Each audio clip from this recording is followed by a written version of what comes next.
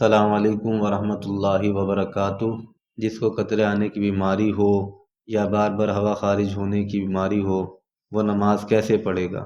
ہمارے پاس حمنہ بنت جہش اور زینب بنت جہش رضی اللہ تعالیٰ عنہا کی احادیث موجود ہیں کہ ان کو لیپوریا کی بیماری تھی اور بار بار ان کو بلیڈنگ ہوتی تھی۔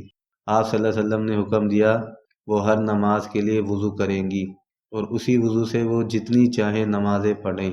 تو اس سے علماء نے استدلال کیا ہے کہ کسی کا وضو ٹھہرتا ہی اگر نہیں ہے، یعنی جب بھی وہ نماز پڑھتا ہے تو نماز کے دوران وضو ٹوٹ جاتا ہے یا نماز سے پہلے ہی وضو ٹوٹ جاتا ہے، یعنی بار بار ہوا خارج ہو رہی ہے یا پیشاب کے قطرے نکل رہے ہوں، تو اس صورت میں بار بار وضو ٹوٹ رہا ہے تو ایسا شخص معذوروں کی فہرست میں داخل ہے۔ معذور کا حکم یہ ہے کہ وہ ایک وضو سے وقت کے اندر جتنی چاہے نمازیں ادا کر لے، فرض نماز، سنت بھی اور نوافل بھی۔ جب وقت ختم ہو جائے گا تب اس کا وضو ٹوٹ جائے گا۔ دوبارہ جب نماز کا وقت داخل ہوگا تو وہ نئے سرے سے نیا وضو کرے۔ تو جو بیماری ان کو لاحق ہوئی ہے، اس بیماری کی وجہ سے وضو نہیں ٹوٹے گا، جیسے کہ کسی کو پیشاب کے قطروں کا مرض ہے تو ایسا معذور کا پھر پیشاب کا قطرہ نکل گیا تو وضو نہیں ٹوٹے گا۔ ہاں اگر ہوا خارج ہوئی تو وضو ٹوٹ جائے گا۔ اور اگر کوئی ہوا کا مریض ہے، یعنی ہوا بار بار خارج ہوتی ہے، اس کو پیشاب کا قطرہ نکل آیا تو وضو ٹوٹ جائے گا۔ لیکن جو شرعی معذور ہے، یعنی جنہیں بار بار پیشاب کے قطرے آتے ہیں یا بار بار ہوا خارج ہو جاتی ہے، تو پھر اس کے لیے حکم یہ ہے وہ اس وضو کے ساتھ جتنی چاہے نمازیں پڑھ لیں۔ جب نماز کا وقت ختم ہوگا یا وقت داخل ہوگا تب نئے وضو کے ساتھ وہ نئی نماز پڑھے گا، یعنی ایک وضو سے وہ اگلے وقت کی نمازیں نہیں پڑھ سکتا۔ لیکن کسی اور وجہ سے وضو ٹوٹا تو ٹوٹ گیا۔ اب یہ کہ معذوروں کی فہرست میں داخل کب ہوگا یہ سمجھیں۔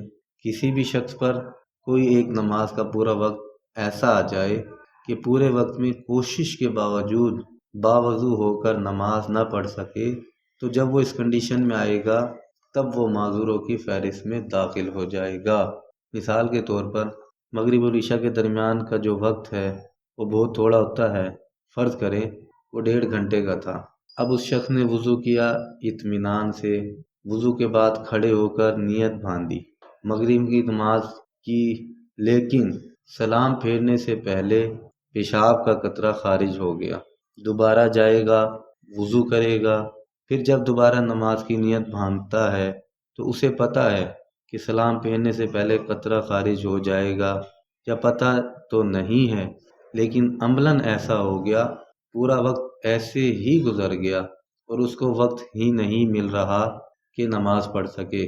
جب بھی ایک دفعہ ایسا ہوگا تو ایک دفعہ ایسا ہونے کے بعد شریعت اس پر معذور ہونے کا حکم لگا دے گی۔ معذور کا مطلب یہ ہے کہ وضو کر کے نماز پڑھ ہی نہ سکے۔ تو جب ایک دفعہ معذوروں کی فہرست میں داخل ہو گیا تو اب ہر نماز میں یہ ضروری نہیں کہ پورا وقت اسے یہ قطرہ آتا رہے، کیونکہ یہ تو بڑا حرج ہو جائے گا کہ پورا ٹائم کون چیک کرتا رہے گا۔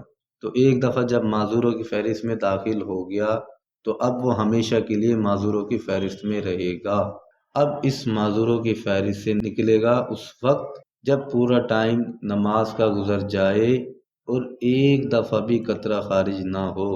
یعنی آپ یوں سمجھ لیں کہ مغرب سے عشاء کے دوران اس نے تجربہ کر کے دیکھا کہ پورا ٹائم گزرتا ہے، میں نماز نہیں پڑھ پاتا اور وہ قطرہ خارج ہو جاتا ہے، تو یہ وہ نوٹ کرنے کہ میں معذور کی فہرست میں داخل ہو گیا۔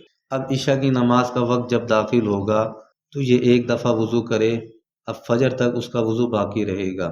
کسی اور وجہ سے وضو ٹوٹ گیا تو الگ بات ہے، سونے سے ٹوٹ گیا یا ہوا خارج ہونے سے ٹوٹ گیا تو الگ بات ہے، لیکن اس پر جو معذوری ہے اس قطرہ نکلنے سے وضو نہیں ٹوٹے گا۔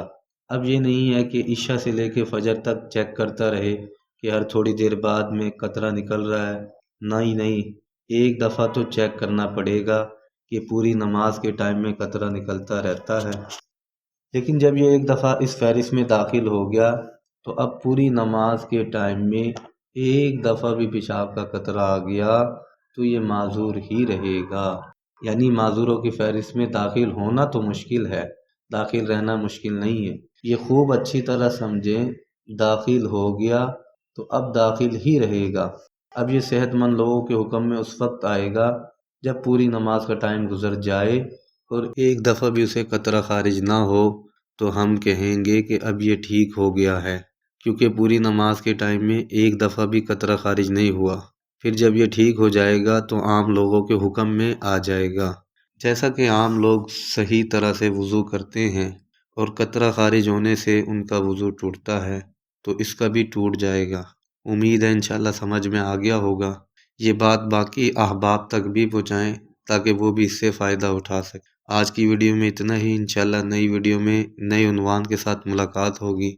تب تک کے لیے اجازت دیجیے۔ السلام علیکم ورحمۃ اللہ وبرکاتہ۔